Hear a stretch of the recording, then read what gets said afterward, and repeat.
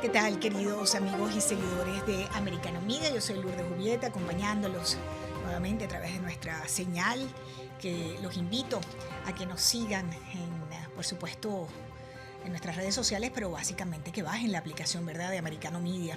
Allí lo mismo, si usted tiene Apple o tiene Android en sus teléfonos, usted se lleva la programación de Americano Media con usted, bajando la aplicación bien sencillo, que también puede bajarla, por cierto, de sus televisores, donde adicionalmente tienen ustedes pues la manera de conectarse con Americano a través de Amazon Fire, Apple TV, Roku, Pluto, Hulu, Google TV, la que usted más le guste, allí se registra pues la señal de Americano. Conectados ustedes y nosotros, ustedes siendo lo más importante para todos nosotros, la gran audiencia de Americano. Bienvenidos entonces a este espacio informativo, queridos seguidores, recordándoles que estamos también en radio, en SiriusXM, en el canal 153. Mucha gente nos escucha por ahí, gran audiencia de Americano en Sirius. Gracias por estar conectados a esta hora.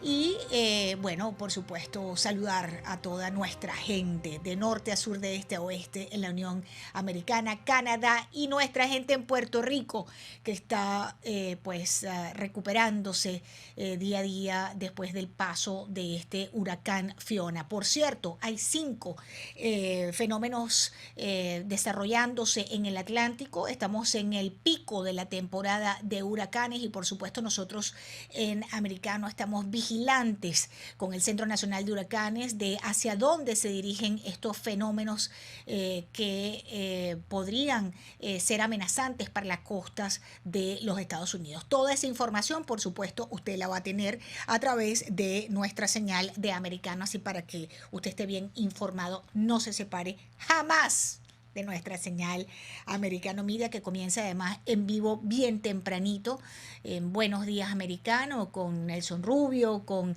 Gabriela Peroso, con Yoli Cuello, y sigue la programación completamente en vivo hasta que llegamos, bueno, a este espacio informativo. Después tenemos toda la tarde con programas emblemáticos y especializados de economía, de política, programas de opinión. 10 de la noche nuestra Lucía Navarro con su programa también espectacular que usted no se puede perder. Así que bueno, la recomendación es a que esté conectado con Americano Media. Bueno, hay una situación bien delicada, queridos amigos oyentes, con el tema de Rusia. Están agotando los pasajes para salir del país. Estamos literalmente sentados sobre una suerte de polvorín nuclear. Ha sido una semana fatal para Vladimir Putin. Él ha llamado, como ustedes saben, porque escuchan Americano, a la reserva a por lo menos 300,000 hombres en Rusia que de alguna manera hayan servido, tengan experiencia militar. La mayoría han servido pues en el servicio militar. Está prohibida la salida de Rusia a hombres entre 18 y 65 años de edad. Todo el que puede está tratando de salir de Rusia. Un pasaje a Estambul, por ejemplo, se ha alcanzado los $10,000 un boleto y no hay. Y bueno, el hecho es que están todos tratando de huir de esa orden de movilización de Vladimir Putin, quien además dijo que él va a utilizar todos los recursos que tiene para defenderse, según él. Y eso pues ha sido interpretado, como ustedes saben, como una amenaza de utilización de armas nucleares. Tengo un reportaje para ustedes que quiero que escuchen sobre las protestas que se están desarrollando en Rusia, porque ese llamado de Vladimir Putin a los reservistas ha causado conmoción en el país y ha causado protestas en el país. Bueno, entendemos que son 1.300 detenidos, pero pueden haber muchos más. Escuchemos este reportaje. Más de 1.000 personas han sido detenidas en Rusia en la protesta convocada contra la movilización parcial decretada este miércoles por el presidente ruso Vladimir Putin para hacer frente a las derrotas sufridas en el campo de batalla en Ucrania. La organización independiente OVD Info, que hace seguimientos de arrestos y ha sido declarada agente extranjero en Rusia, da cuenta de detenidos en más de 26 ciudades rusas. La Fiscalía de Moscú advirtió que castigará con hasta 15 años de cárcel la organización y participación en acciones ilegales ilegales y se castigará administrativa o penalmente difundir llamamientos a participar en acciones ilegales o a realizar otros actos ilegales en las redes sociales. En la capital hubo al menos 409 detenidos y en San Petersburgo al menos 444. En el centro de Moscú, donde hubo cientos de manifestantes en la calle Arbat, las detenciones por parte de los antidisturbios comenzaron nada más arrancar la protesta. Los congregados gritaron "no a la guerra" entre aplausos y "Putin a la trinchera",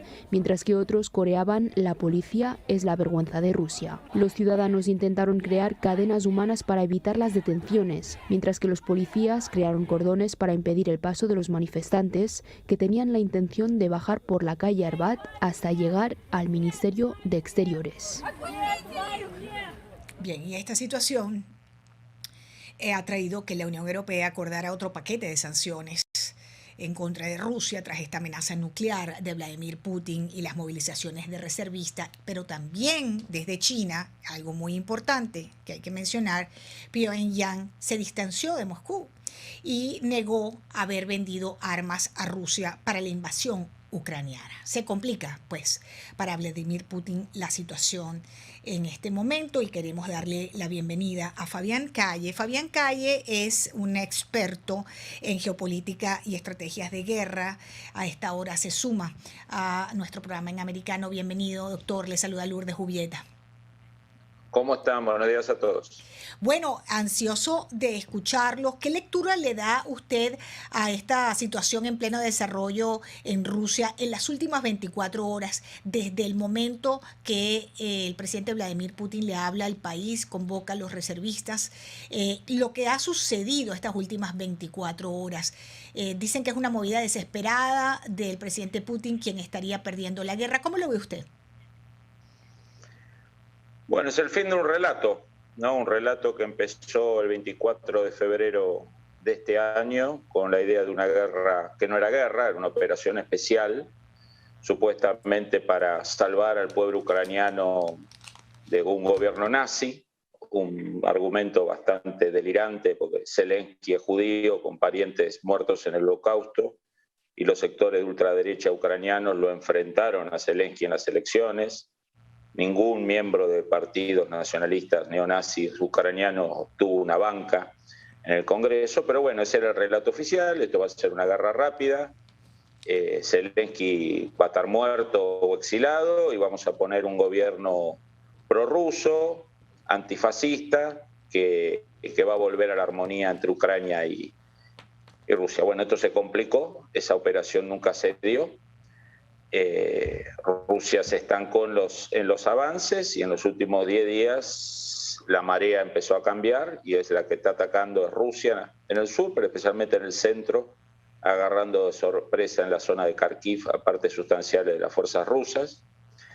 Y ahora estamos en lo que todos veíamos desde hace muchos meses, que esto no es una operación especial, que esto es una guerra de altísima intensidad, que el ejército ruso es demasiado chico para enfrentar una guerra de este tipo sin llamar a un servicio militar. Putin se resistió durante meses a admitir esto y además por un tema del frente interno. Él a los 15, 20 días del inicio de la guerra de Ucrania hizo una cadena nacional donde les prometió a las madres rusas no convocar a sus jóvenes, ¿no? Entonces, la cadena del otro día es, bueno, voy a convocar a sus jóvenes. Sí. Y ahora es la toma de conciencia por parte de la población rusa que masivamente apoyó esta guerra, que esto ya no es de un ejército profesional o de mercenarios sí, o de pueblos minoritarios mongoles que van a la guerra por Rusia, uzbecos y otros, sino que ahora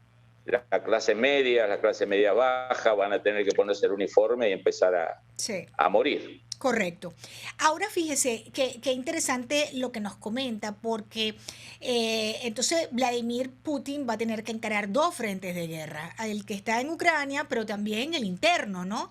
Y ya hay especulaciones de posibilidades de, digamos, se habla hasta de quizás un golpe de Estado contra Putin, ¿no? De movimientos importantes contra Putin, dentro de Rusia, algo que hasta hace unos meses eso era prácticamente difícil de que sucediera. ¿Es posible eso, un golpe de Estado? ¿Es posible sacar del poder a Putin desde dentro? A ver, los regímenes autoritarios, si uno mira la historia de Rusia, sea Rusia zarista, Rusia soviética o Rusia postsoviética, casi siempre montados en gobiernos autoritarios, unipersonales, despóticos. Usualmente las derrotas o la percepción de derrotas o humillaciones terminan siendo serias para el gobernante, no necesariamente en el transcurso de días o meses, a veces en pocos años. A Khrushchev, la mala comunicación que hizo de la crisis de los misiles del 62, donde aceptó no contar en público que Estados Unidos iba a sacar misiles de Turquía, los Júpiter, le costó la cabeza 2 años después, y en el 64 era derrocado y enviado al exilio en su dacha del Mar Negro, ¿no? Entonces, no, lo que está pasando, esta percepción de que la guerra de Ucrania no va bien, de que se toca lo que no se quería tocar, que eran los sectores, los rusos blancos de clase media, lo que no se quería hacer, violar el tratado con las madres rusas de que sus hijos no van a morir. Eso genera espacios de turbulencia, y en este tipo de regímenes, donde siempre hay alguno que aspira a la suma del poder público, como Putin aspiraba cuando estaba Yeltsin, ¿no? Es una cadena de ascensos que no se derime con elecciones populares, libres y transparentes, con debates como se hace en Estados Unidos, sino que se hace con intrigas, con asesinatos, con conspiraciones, con acumulación de poder faccioso. Y todas estas malas noticias y este ejemplo en el fondo, de debilidad, que es decirle, si Ucrania me sigue atacando, voy a usar las armas nucleares. Sí, o sea, correcto. lo que decía Putin el otro día simbólicamente es muy fuerte, ¿no? Sí. O sea, sería insólito que hace 6 meses o 5 meses o 8 meses uno tuviera que pensar que Rusia iba a decir, Ucrania, deja de atacarme porque si no uso armas nucleares. Lo lógico sería que con el poder convencional ruso subestimó Putin a Zelensky, es una pregunta. Y la otra es también que quisiera saber qué escenario usted ve más probable para el desarrollo de las próximas horas. Se habla de que podríamos ver hipotéticamente una victoria ucraniana total. Hay otro escenario, lo plantean grandes medios hoy en los Estados Unidos, que sería una suerte de acuerdo sucio con Putin, que aseguraría un alto al fuego que detiene la destrucción, pero que corre el riesgo de dividir a los aliados en Occidente y además enfurecer también bastante a los ucranianos. Y por el otro lado, también podría hablarse de un tercer escenario en el que hubiera un acuerdo menos sucio, en el que se vuelven a las líneas pre-invasión rusa a Ucrania, y que Ucrania podría estar dispuesta a vivir con eso, y también lo haría el pueblo ruso. O sea, es decir, esto no habría servido más que para desangrar a ambos, y también a un costo económico altísimo, ¿no? Tanto para Europa como para los Estados Unidos. ¿Cómo usted ve esos escenarios y cómo va a terminar esto? A ver, sin duda Rusia y Putin subestimó sustancialmente no solo a Zelensky, a Ucrania, al pueblo ucraniano, a las Fuerzas Armadas ucranianas. El propio Occidente lo subestimó, ¿no? Hay que recordar que la administración Biden le ofreció el exilio el 24 de febrero y Zelensky le dijo, yo me quedo. Entonces, hay una subestimación a Zelensky como gobernante y comunicador, es un gran comunicador, a las Fuerzas Armadas ucranianas, el proceso de modernización que gracias a países de la OTAN, Estados Unidos, Gran Bretaña, el gobierno de Trump especialmente ayudó mucho a hacer un upgrade de las Fuerzas Armadas ucranianas después de las pérdidas territoriales que tuvo Ucrania en el 2014. Las Fuerzas Armadas ucranianas empezaron a entrenarse, equiparse, casi 30.000 efectivos militares ucranianos se entrenaron en países de la OTAN entre el 14 y el 21, principio del 22. Y además una sociedad que demostró identidad. Creo que uno de los grandes errores de Putin y de su entorno es esta idea de que porque hay 40, 45, 50% de ucranianos que hablan ruso, no tienen identidad o quieren ser rusos. Hay que recordar que Washington hablaba inglés al igual que los chaquetas rojas británicos, y San Martín y Bolívar hablaban español igual que los españoles que querían mantener la colonia. Compartir idiomas no evita identidades nacionales, ni guerras, ni revoluciones. Ahí hay un error de diagnóstico muy duro. Yendo a la pregunta de los escenarios, yo creo que lo que Putin va a buscar con esta decisión de ayer, más que la movilización, que no le va a solucionar nada en el corto plazo, digamos, y la gente que se va a incorporar ahora no son soldados profesionales altamente entrenados. Lo mejor que tenía Rusia lo estaba usando en esta guerra. Lo que venga no va a ser lo mejor de las Fuerzas Armadas rusas, ni a nivel material ni a nivel motivacional. No es lo mismo entrar a Ucrania pensando que la vas a invadir que entrar a esta guerra pensando que la está perdiendo o al menos empatando. Yo creo que lo que se va a lograr con lo de ayer es, lo que aspira es a un triple congelamiento del conflicto. Uno, mediante la amenaza de uso de armas nucleares si se toca algunas de las regiones que a partir del referéndum bastante informal e ilegal seguramente que se va a hacer mañana, se va a declarar la zona de Lugansk y de Donetsk como parte del territorio ruso, va a ser parte de la Federación Rusa. O sea, un ataque ucraniano a estos territorios ucranianos, pero en manos de Rusia, va a ser considerado un ataque a territorio ruso, y eso activa la posibilidad de uso de cualquier tipo de armamento y de estrategia. El problema que hay acá es que estos dos territorios, Lugansk y Donetsk, que va a anexar mañana formalmente la Federación Rusa, un 30-40% todavía no está en manos rusas. O sea, cuando se dibuje el mapa, el 65-70% de esa zona está en manos rusas, pero hay un 30-35% que está siendo combatido hoy o está en manos ucranianas. Eso va a ser una línea roja bastante difícil de delinear. El segundo congelamiento se va a dar por el tema de la temporada de lluvias y barro, ¿no? Que vamos a tener a partir de mediados de octubre, que durante 2 meses va a parar todo tipo de operaciones masivas y militares. Y después de eso viene el invierno, que dificulta las operaciones militares, no las paraliza como la temporada de lluvia y barro, pero las aletarga. Por lo tanto, tenemos como un espacio temporal de unos 6 meses entre esta amenaza nuclear, el barro, la lluvia y el hielo y el congelamiento del invierno ucraniano y ruso.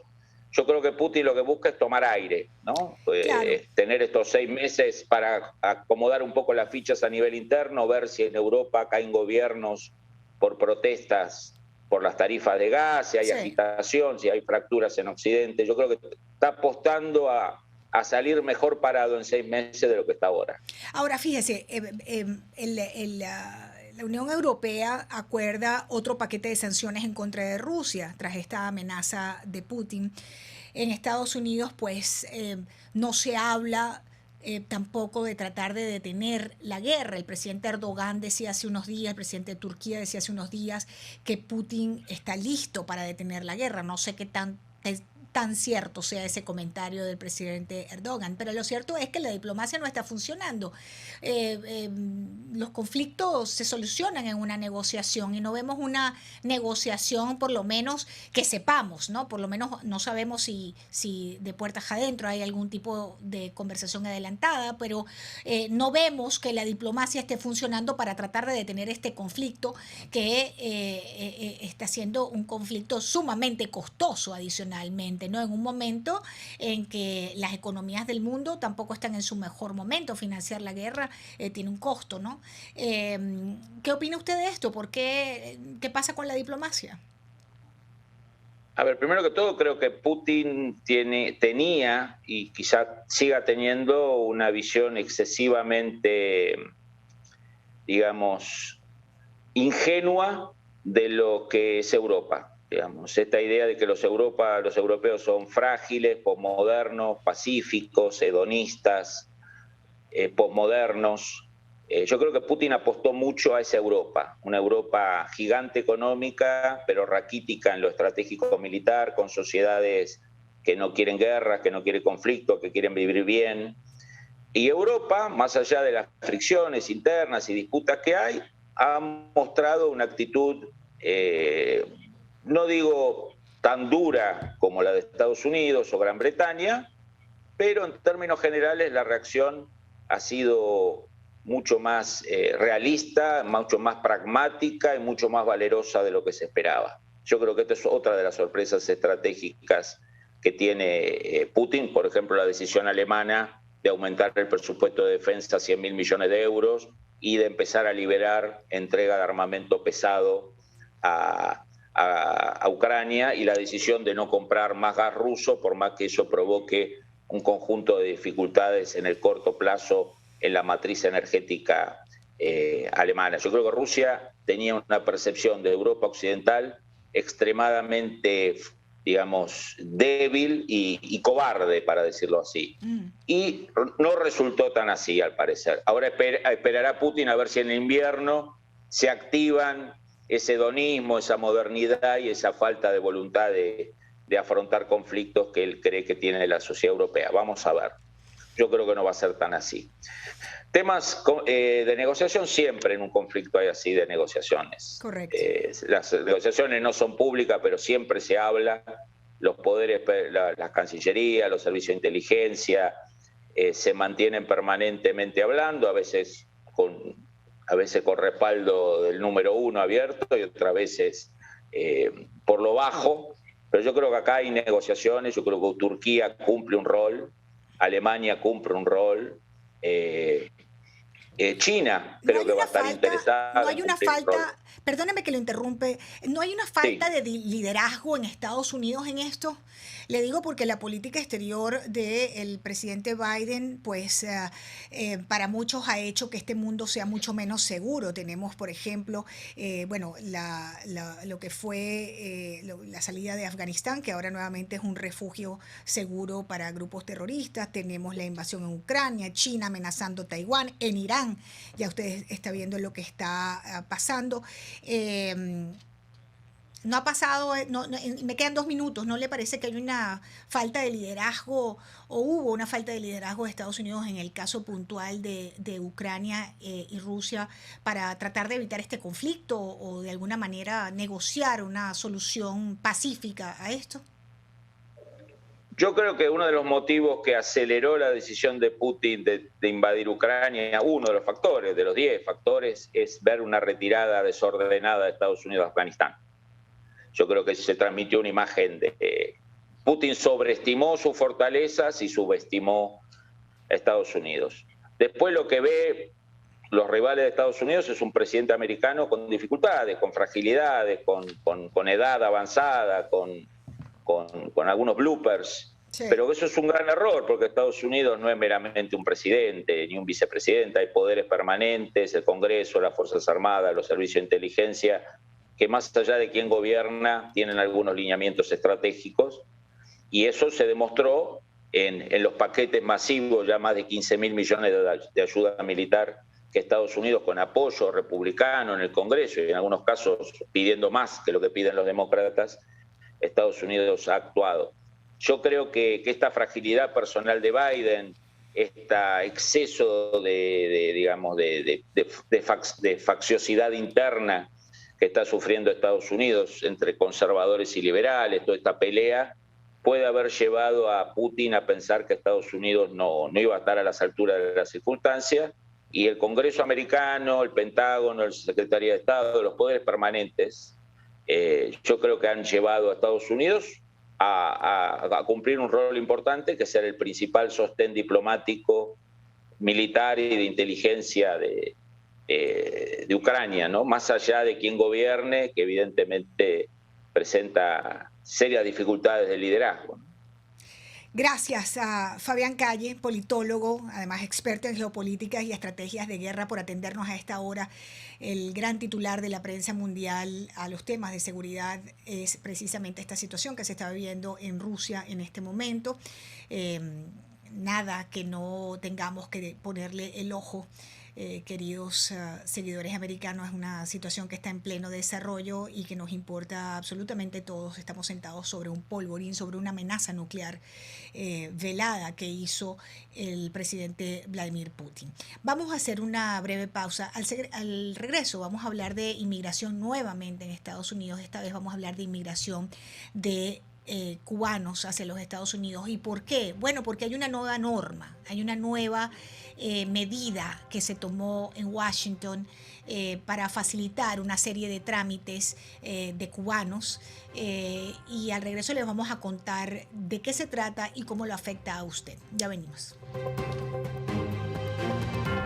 Continuar conectados con Americano Media. Yo soy Lourdes Jubieta. Bienvenidos los que hasta ahora se suman al programa. Recuerden bajar nuestra aplicación Americano Media en sus teléfonos, en sus tabletas, en sus televisores, y estamos transmitiendo completamente en vivo desde nuestros estudios principales ubicados en la ciudad de Miami, en la Florida, por supuesto en los Estados Unidos para el mundo, a través de Amazon Fire, Apple TV, Roku, Pluto, Hulu, Google TV, por supuesto a nuestra gente conectada por la radio Sirius XM, canal 153. Gran saludo de norte a sur, de este a oeste en la Unión Americana, Canadá y en nuestro Puerto Rico, la isla del encanto, que está recuperándose del paso del huracán Fiona. Y otros 5, por cierto, les decía al comienzo del programa, fenómenos meteorológicos, atmosféricos en el área del Atlántico. Estamos en el pico de la temporada de huracanes y por supuesto en Americano estamos vigilando junto al Centro Nacional de Huracanes cómo se desarrollan esos fenómenos. Bueno, más de 177,000 cubanos han llegado por tierra a Estados Unidos y más de 5,000 por mar desde octubre del 2021 en una nueva oleada migratoria desde la isla hacia el norte, que ya superó con creces el conocido caso del éxodo del Mariel, que ocurrió, como ustedes recordarán perfectamente y que ustedes saben perfectamente porque ustedes ven Americano, en 1980. Y está además agrandando una situación de crisis de migración en los Estados Unidos, cortesía también de esas fronteras abiertas de la administración de Joe Biden. Pero ¿qué ha pasado en las últimas horas? Bueno, lo que ha pasado en las últimas horas es que el gobierno de Joe Biden anunció hace pocas horas que su embajada en Cuba va a reanudar a principios del 2023 todos sus servicios para expedir visados de inmigrante por primera vez desde el año 2017. ¿Recuerdan quién estaba en el 2017 en Washington? El number 45, Donald Trump. Según un comunicado, con esta medida, pues el gobierno de Estados Unidos anuncia la expansión de las vías habituales para los cubanos que quieran venir a los Estados Unidos y un aumento del personal de la embajada estadounidense. Esto es producto de este nuevo acercamiento entre la administración de Joe Biden y la tiranía castrocomunista de Cuba. Quiero darle la bienvenida a Félix Llarena. Félix es analista político, es experto en temas cubanos, nos acompaña a esta hora. Qué bueno tenerte en Americano. Félix, bienvenido. Muchísimas gracias, Lourdes. Gracias siempre por tu invitación y un placer poder acompañarte por primera vez acá en Americano Media. Este medio primera vez que estamos juntos en Americano. Gracias por estar. Así mismo, Félix, gracias a ustedes ¿qué por la te invitación. parece? ¿Qué te parece a ti la medida anunciada por el gobierno de Estados Unidos? Bueno, primero que todo, déjame actualizarte, porque de hecho las cifras que se compartían lamentablemente han sido superiores. Esas cifras que nombraba eran específicamente más de hasta agosto. 177,000. Eran hasta agosto. Esas cifras actualmente, según ayer publicado el propio departamento que regula el tema migratorio, se está acercando a 198,000, o sea, cerca ya de 200,000, y de ellos 6,000 personas que han sido devueltas, en este caso por agua, y cerca de 3,000 que han logrado entrar a los Estados Unidos por vía irregular, en este caso específico sobre los balseros. ¿Cuál es mi observación? Bueno, primero que todo, la realidad cubana, de mal en peor, y realmente el pueblo cubano no ve una solución pronta, eficaz y efectiva para su problema. Y evidentemente, bueno, pues el exilio, en este caso la migración forzada, la migración masiva, ha sido una de las respuestas que siempre, por un lado la situación cubana y por el otro lado, por supuesto, el régimen siempre ha logrado, utilizarlo para sencillamente volver a sentar en una mesa de negociaciones a cualquier administración, ya sea republicana o sea demócrata. Por supuesto, siempre aprovechan que sea una administración demócrata porque saben bien claro que pueden forzar un poco más sobre el tema migratorio. Ahora, Félix, fíjate, Félix, para los seguidores de Americano, Félix es activista cubano, un analista muy, muy conocedor del tema cubano, además embajador juvenil para Cuba ante el Youth and Democracy in the Americas. Es importante decir esos detalles porque está plenamente involucrado con estos procesos.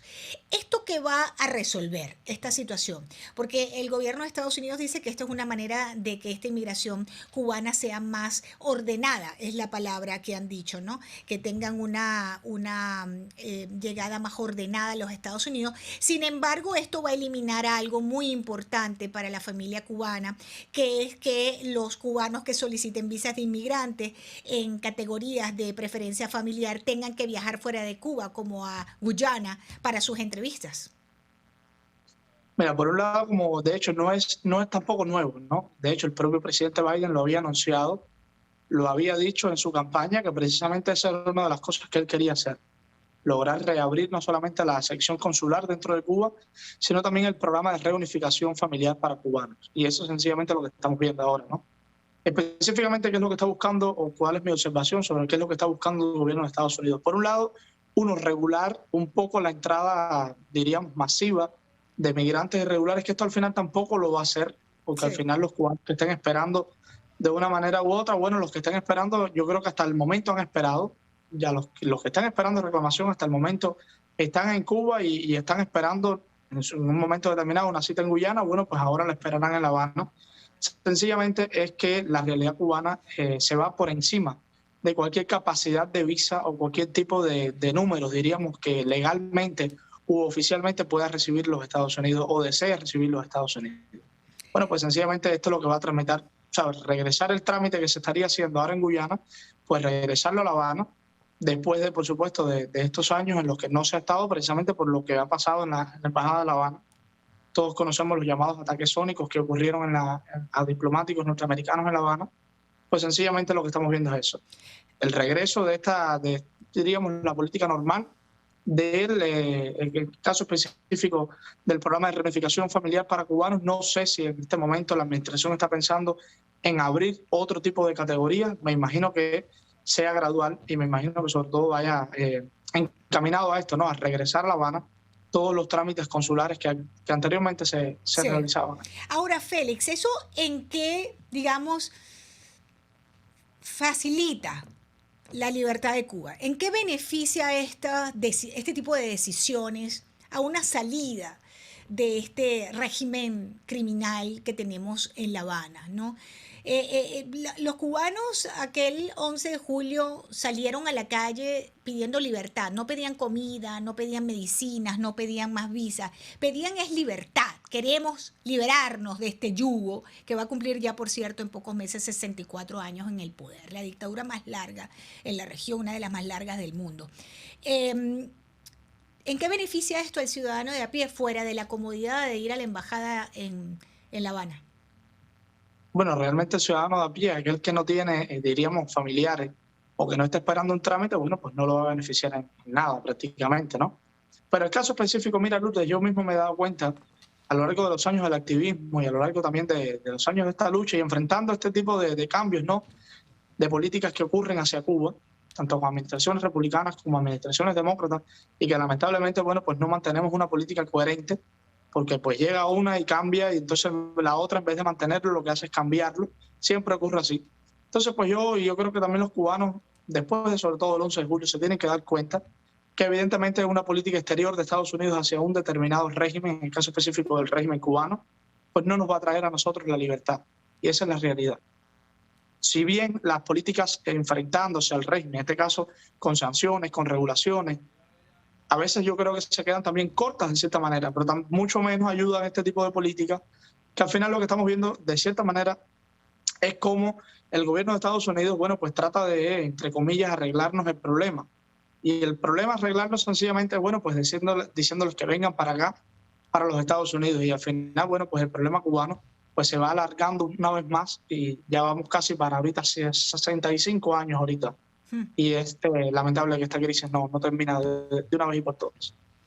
Félix, te agradezco mucho acompañarme el día de hoy en Americano Media. Félix Llerena, extraordinario analista, este joven es uno de estos cubanos que están tomándole siempre el pulso a la situación en Cuba, pendiente, denunciando, además un activista cubano, y te agradezco mucho que nos acompañaras como siempre, Félix. Gran abrazo para ti. Las gracias a ti por la invitación y qué bueno verte por acá. Igualmente. Vamos a hacer una breve pausa. Este mundo está de verdad que muy convulso. Las últimas horas están siendo muy, muy fuertes en este planeta. Y en Irán, por ejemplo, hay más de una treintena de muertos que sepamos por las protestas que se han generado en las calles tras el asesinato por la policía islámica de una muchacha que fue golpeada hasta la muerte por no usar la hijab, el velo, que solamente en Irán y en Afganistán son obligatorios para las mujeres. La decisión del régimen iraní, violador de todos los derechos humanos, ha sido eliminar la internet en el país. A esta hora no hay internet en Irán, no están funcionando las redes sociales, no tenemos canales de comunicación con Irán, no sabemos lo que está pasando, la gente graba los videos, no tiene manera de subir esos videos a las redes o de mandárnoslos a los periodistas, como hacen algunos valientes, porque han quitado la internet y hay una represión masiva en este momento contra el pueblo iraní y puntualmente contra las mujeres que están en la calle protestando el asesinato de esta joven. Al regreso vamos a estar hablando con un experto en temas del Medio Oriente, porque recuerden que este es el mismo país con el que Estados Unidos está adelantando unos acuerdos en el conocido pacto nuclear iraní, la administración de Biden. Ya venimos.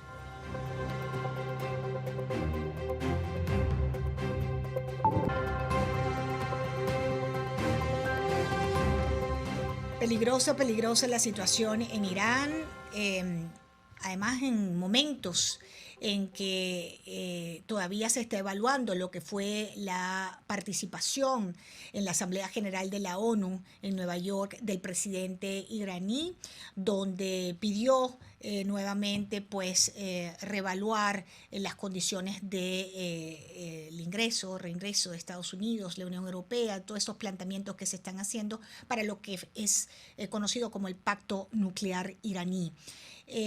Una situación de mucha peligrosidad. Les repito, Irán está bloqueado, la internet, no hay forma de conectarse con Irán.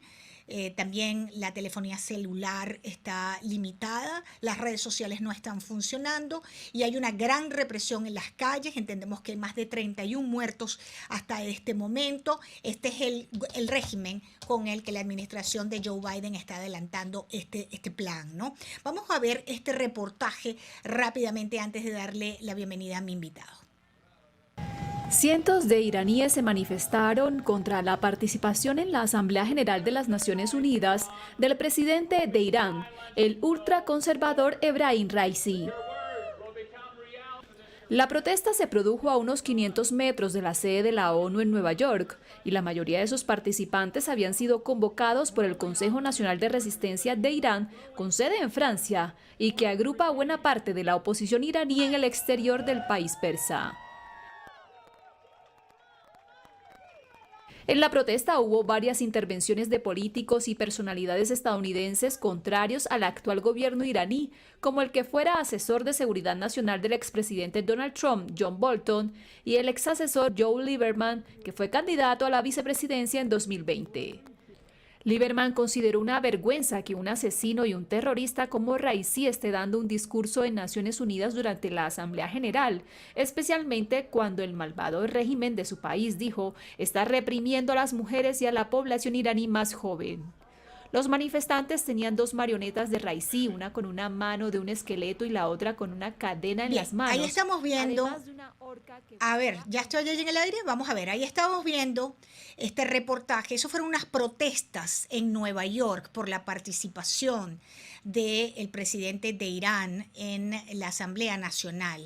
en la Asamblea General de las Naciones Unidas. Pero tengo B-roll por allí de las protestas en Irán, que es lo que quisiera que pusiéramos al aire, dándole la bienvenida a esta hora a mi invitado, el profesor y analista experto en Medio Oriente. Allí sí tenemos esas imágenes que están viendo en este momento. Eso es una muchacha que, como ustedes pueden observar, no tiene el pañuelo puesto en la cabeza, la hijab, o esa muchacha, esa valiente mujer que está allí, y la policía islámica amenazante sobre ella, y ella desafiando precisamente a la policía islámica, porque una muchacha como ella, como esa que ustedes están viendo en el video en este momento, fue la muchacha que mató esa misma policía moral, entre comillas, en Irán, por la muchachita de 22 años no portar el velo islámico. Este que ustedes están viendo en este momento ocurrió en Irán hace unas horas, y ella está allí sentada desafiando a la policía islámica y diciéndole: aquí estoy sin velo, ¿cuál es mi delito? ¿Qué estoy haciendo?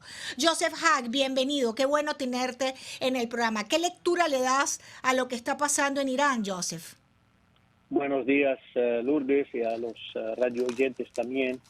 Mira, esto es otra vez un levantamiento de la población iraní que están indignados con un gobierno retrógrada que vive en el siglo 7, 8, 1000 y pico de años atrás, con una manera indirecta de opresión. Opresión en realidad es más política, para beneficio político, usando la moralidad que ellos consideran, los mismos, estos hombres retrógradas, consideran que la sociedad debe de vivir. La mujer iraní, a través de la historia, fue una parte integral de los levantamientos en contra de la opresión, en contra de las dictaduras de Irán. Las mismas mujeres fueron de parte de la revolución en contra del Shah. Correcto. Porque estaban indignadas en la opresión de su servicio secreto, pero pensaron con una revolución, tomando la palabra del Ayatollah Khomeini en Francia ante la prensa internacional, que las mujeres van a tener todos sus derechos, todo lo que no va a cambiar nada de eso. Y al día que llegó a Irán, al día siguiente, un día después de que llegó a Irán, al día siguiente emitió todas esas restricciones a las mujeres. Nos acordamos en el 2009 la elección que hicieron fraude en contra de la población iraní. También las mujeres pagaron un precio muy alto. Todavía la imagen de la muchacha que quedó tirada en el piso con un balazo en la cabeza todavía circula en las redes sociales. Correcto. Y ahora están haciendo lo mismo. Es un gobierno, además de opresor para todo el mundo, hombres y mujeres, pero en contra de la mujer no tiene ni dignidad, no tiene nada de conciencia para hacer lo que están haciendo. Y lo que me indigna a mí más es la comunidad femenina del mundo occidental. Se manifiestan en contra de nuestros jueces por derecho de aborto. Aquí estamos mirando frente en vivo, no solamente el derecho de aborto, el derecho de vivir para una mujer completamente.